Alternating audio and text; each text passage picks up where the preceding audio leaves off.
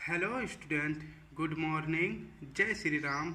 आज एक महत्वपूर्ण दिन है जिसे हम शिक्षक दिवस के रूप में मनाते हैं। और शिक्षक दिवस किसके जन्मदिन पर मनाया जाता है? डॉक्टर सर्वपल्ली राधाकृष्णन, जो हमारे देश के पहले उपराष्ट्रपति थे। तो दोस्तों, आप सभी को हैप्पी टीचर्स डे। आप अपने माता पिता, भाई बहन, देश समाज की इज्जत करें और हमेशा आगे बढ़ें। तो आप सभी को हैप्पी टीचर्स डे। हम आज के पहले प्रश्न, जो कि कुमार गौरव सर के करंट अफेयर से लिए गए हैं, उसको शुरू करने जा रहे हैं। अगर प्रयास और वीडियो दोनों अच्छा लगे तो लाइक करें, कमेंट करें और सभी के साथ शेयर करें। तो चलिए देखते हैं पहला प्रश्न क्या है। ओमिक्रॉन स्ट्रेन का अत्यधिक उत्परिवर्तित वेरिएंट कौन सा है जो हाल ही में कई देशों में पाया गया है? तो इसका सही जवाब क्या हो जाएगा? पिरोला। क्या हो जाएगा इसका सही जवाब? पिरोला। ऑप्शन ए सही है। अब इसकी व्याख्या देख लेते हैं। यह नया कोविड-19 वेरिएंट है जो चीन से अमेरिका, यूरोप कंट्री में फैल चुका है। ठीक है, तो इसका क्या नाम है? B.A.2.86। इस वेरिएंट का क्या नाम है? B.A.2.86 वेरिएंट है। ठीक है, अब हम इसके लल्लन टॉप को देख लेते हैं। इसका लल्लन टॉप है, SRS बीमारी का संबंध किस भाग से है? तो ये श्वसन तंत्र से संबंधित है। ये श्वसन तंत्र को प्रभावित करता है। मस्क्यूरिक्स किस रोग की पहली वैक्सीन है? तो मस्क्यूरिक्स किस रोग की पहली वैक्सीन है? ये मलेरिया की है। और मलेरिया का पहले दवा किससे बनता था? सिनकोना वृक्ष की छाल से। और मलेरिया किसको प्रभावित करता है? RBC को। ठीक, नेक्स्ट प्रश्न देखते हैं। B.1.617.2 वेरिएंट का नाम क्या है? डेल्टा। ठीक, डेल्टा है और इसे डेल्टा कहाँ बोला जाता है? भारत में।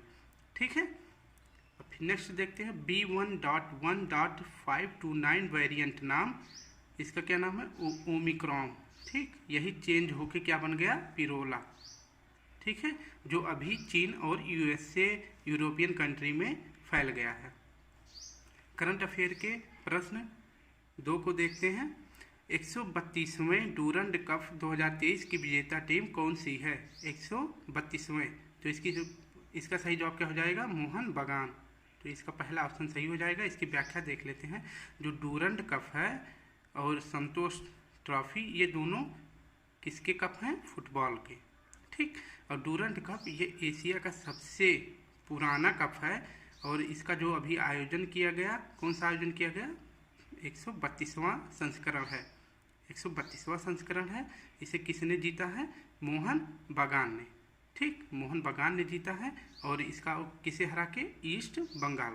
ईस्ट बंगाल को हरा के जीता है। और सबसे ज़्यादा बार कौन जीता है डूरंड कप? तो सबसे ज़्यादा बार डूरंड कप किसने जीता है?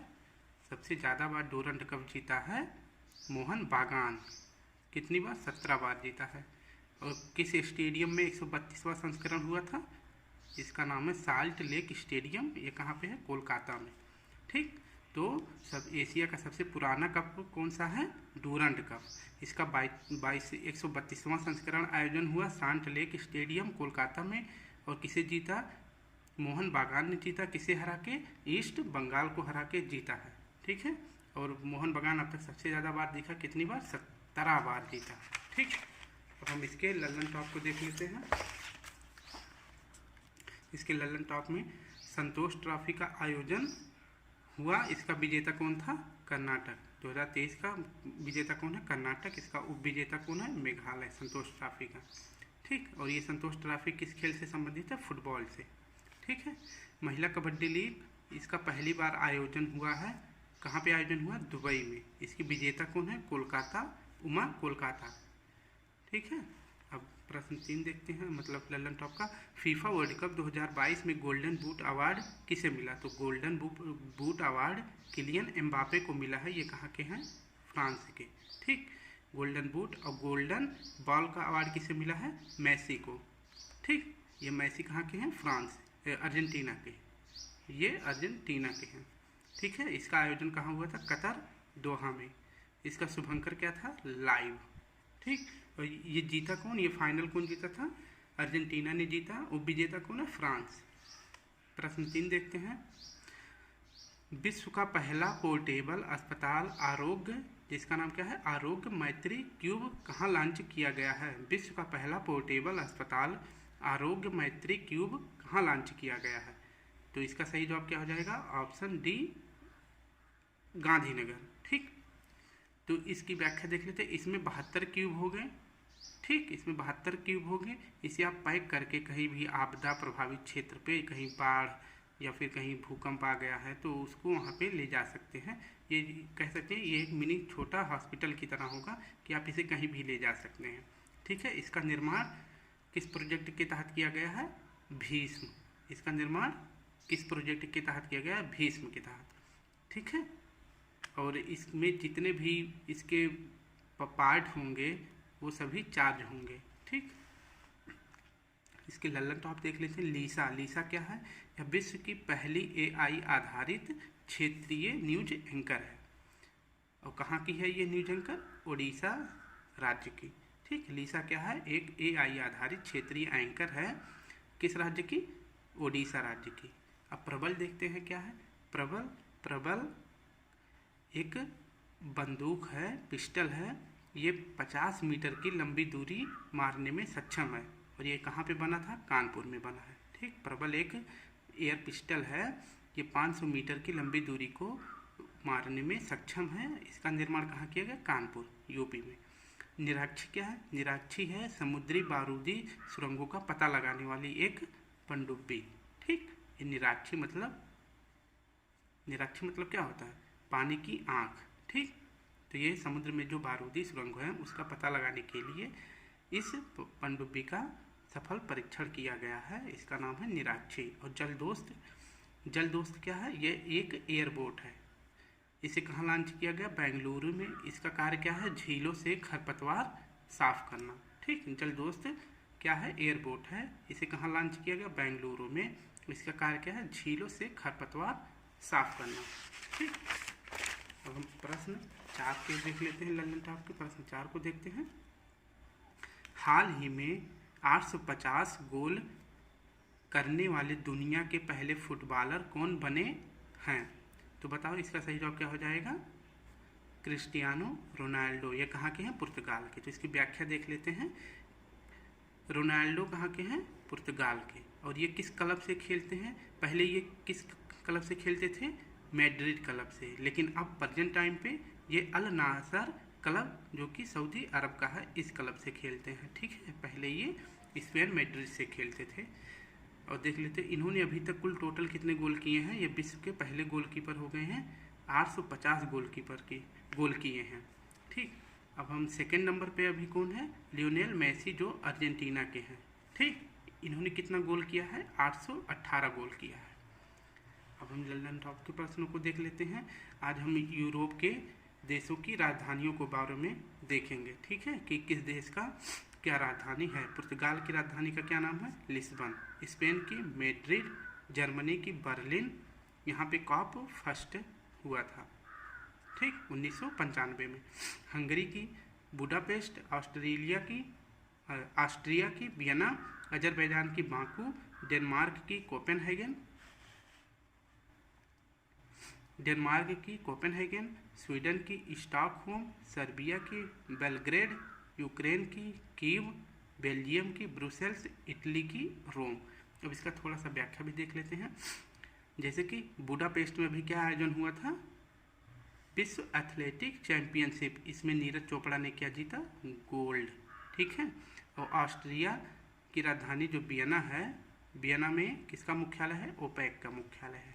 ठीक है, अब ये देख लेते हैं। बेल्जियम की राजधानी जो ब्रुसेल्स है, यहाँ पे 2 संगठनों का मुख्यालय है। एक तो यूरोपियन यूनियन मतलब EU का मुख्यालय है, और एक NATO, north Atlantic treaty organisation. इसमें टोटल 31 देश हैं और नवीनतम देश क्या है? फिनलैंड है। ठीक है, ये फिनलैंड इसमें सम्मिलित हुआ है। ठीक, अब इटली की राजधानी जो रोम है ये किस नदी के किनारे स्थित है? ये टाइबर नदी के किनारे स्थित है। अब हम अपने प्रश्न 5 को देख लेते हैं। अमेरिकी कंपनी कॉर्निंग इंक भारत की पहली गोरिल्ला ग्लास मैन्युफैक्चरिंग फैसिलिटी कहाँ स्थापित करेगा? अमेरिका की एक कंपनी है कॉर्निंग इंक, वह भारत में पहली गोरिल्ला ग्लास की कंपनी स्थापित करने जा रहा है। वो कहाँ पे स्थापित करेगा? ये स्थापित करेगा तेलंगाना में। ऑप्शन सी इसका सही हो जाएगा। तेलंगाना की राजधानी क्या है? हैदराबाद। अब हम इसकी लल्लन टॉप में तेलंगाना के बारे में संपूर्ण जानकारी कलेक्ट करेंगे। तो देख लेते हैं तेलंगाना की स्थापना कब हुआ था? 2014 में। किस तारीख को? 2 जून को हुआ था। ठीक। और ये किससे अलग होकर बना था? तो ये आंध्र प्रदेश से अलग होकर तेलंगाना बना था 2 जून 2014 को। और ये कौन सा राज्य बना था उस टाइम पे? 29वां राज्य बना था। ठीक है। अमरावती जो स्तूप है ये कहाँ पे है? हैदराबाद में है। ठीक। और एक है अमराबाद टाइगर रिजर्व, ये कहाँ है? तेलंगाना में। और मृगवानी राष्ट्रीय उद्यान ये भी कहाँ है? तेलंगाना में। ठीक। तो 2 याद रखना, अमराबाद टाइगर रिजर्व तेलंगाना में है और मृगवानी राष्ट्रीय उद्यान ये भी तेलंगाना में है। ऑपरेशन पोलो कब चलाया गया था? ये हैदराबाद में चलाया गया था। कब चलाया गया था? 1948 में। ऑपरेशन पोलो के माध्यम से हैदराबाद को भारत में विलय किया गया था। और हुसैन सागर झील ये सिकंदराबाद में है। ये किस आकार का है? ये हार्ट के आकार का झील है। ठीक है। और 1000 खंभों का मंदिर ये कहाँ पे है? वारंगल में। ये भी तेलंगाना में है। अब इसमें देख लेते हैं कि लोकसभा, राज्यसभा और विधान परिषद में कितने सीट हैं। तो विधान परिषद में कितने सीट है? टोटल 119। अब ये जो 17x7 लिखे हैं इसका मतलब बता देते हैं। तो लोकसभा में कितनी सीट है? 17, जो कि यहाँ मैंने लिख दिया है ऊपर, मतलब ट्रिक से माध्यम से आपको याद हो जाए। और ये राज्यसभा जो है इसमें कितनी सीट है? 7। तो 17 को 7 से गुणा करने पर कितना हो जा रहा है? 119। तो ऐसे याद कर सकते हैं, लोकसभा में 17 और राज्यसभा में 7, तो दोनों को गुणा करने पर विधानसभा का सीट निकल जाएगा। ऐसे सभी में नहीं लगेगा, सभी राज्यों में, बस इसी का है, बैठ गया है।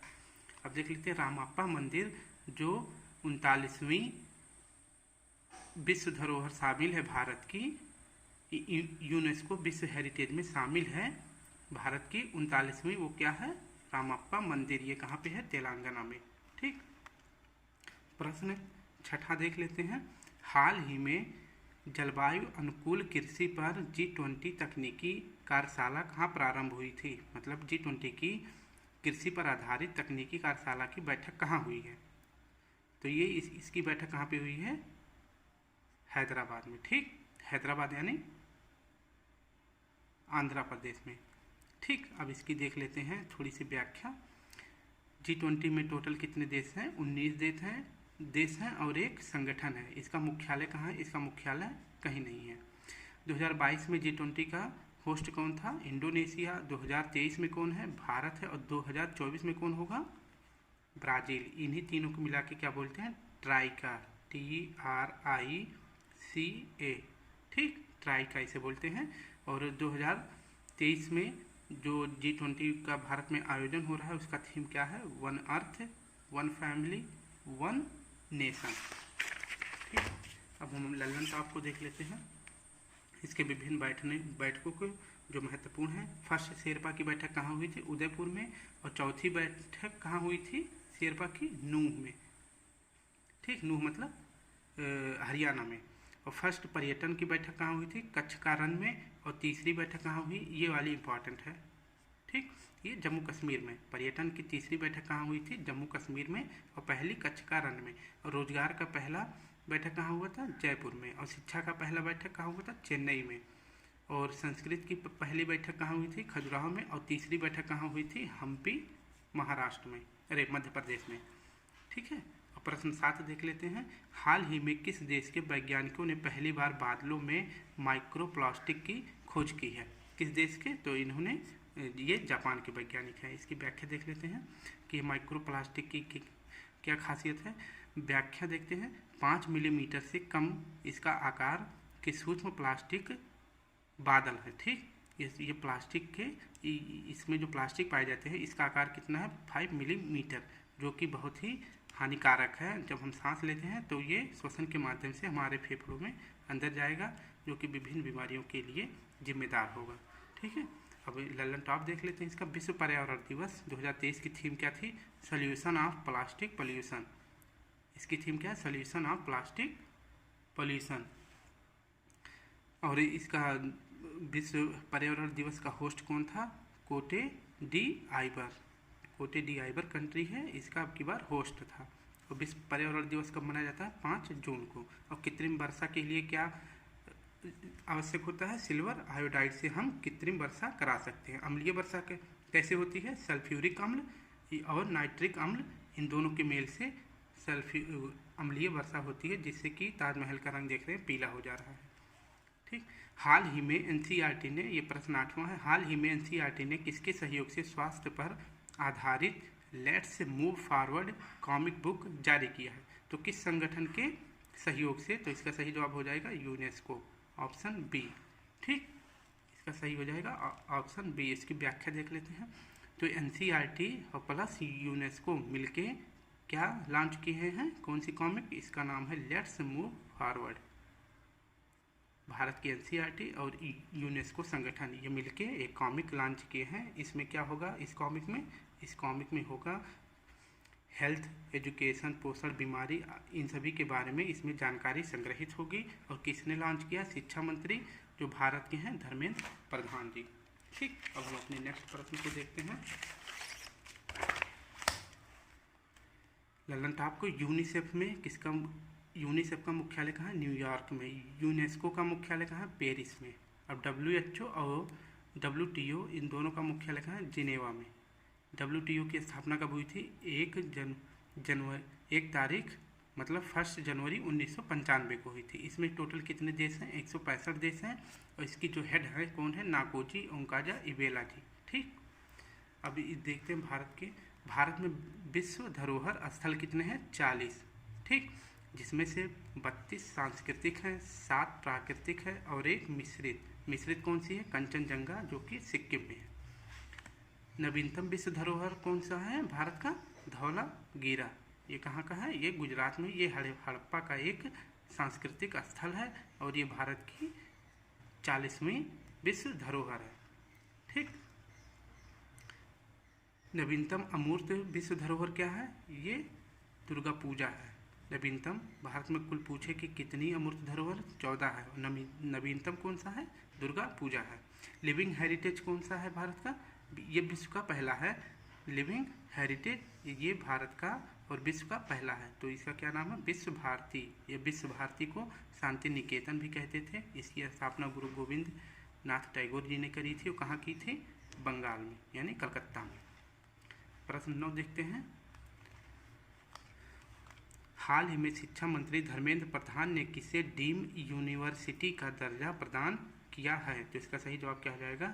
NCERT, option B.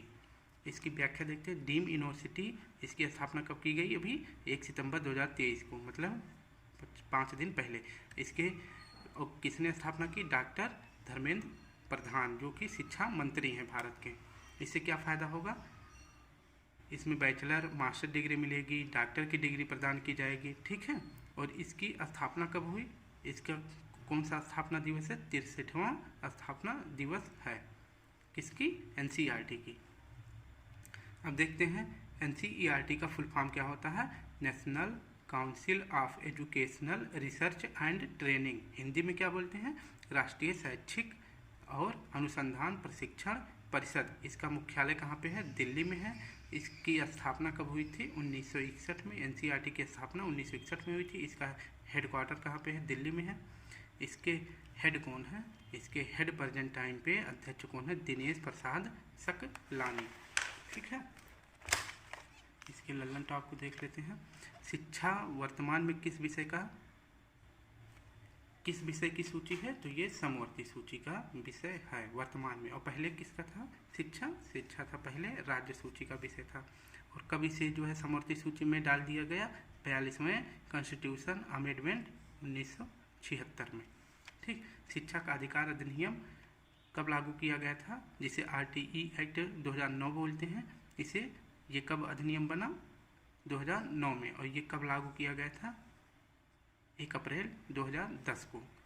ठीक है। शिक्षा के लिए 1 लाख रुपए सर्वप्रथम किस चार्टर एक्ट में प्रदान किए गए थे। मतलब ये अंग्रेजों के काल से संबंधित प्रश्न है। तो 1 लाख रुपए शिक्षा के लिए कब दिए गए थे? तो 1813 में।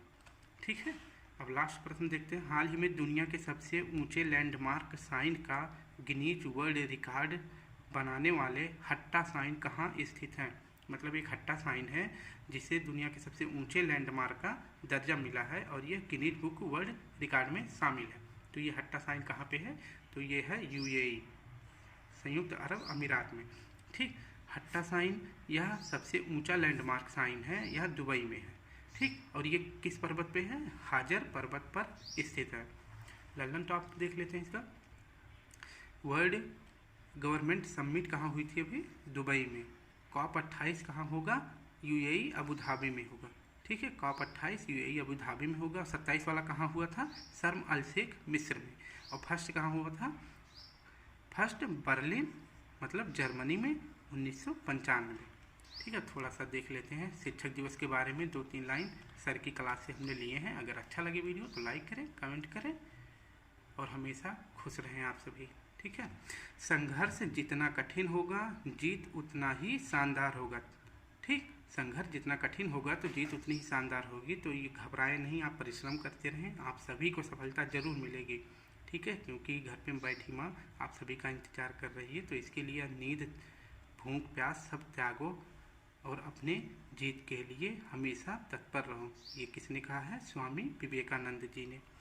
ठीक है, और देखते हैं डॉक्टर सर्वपल्ली राधाकृष्णन जी के जन्मदिन पर जो शिक्षक दिवस मनाया जाता है उनके लिए 2 लाइन।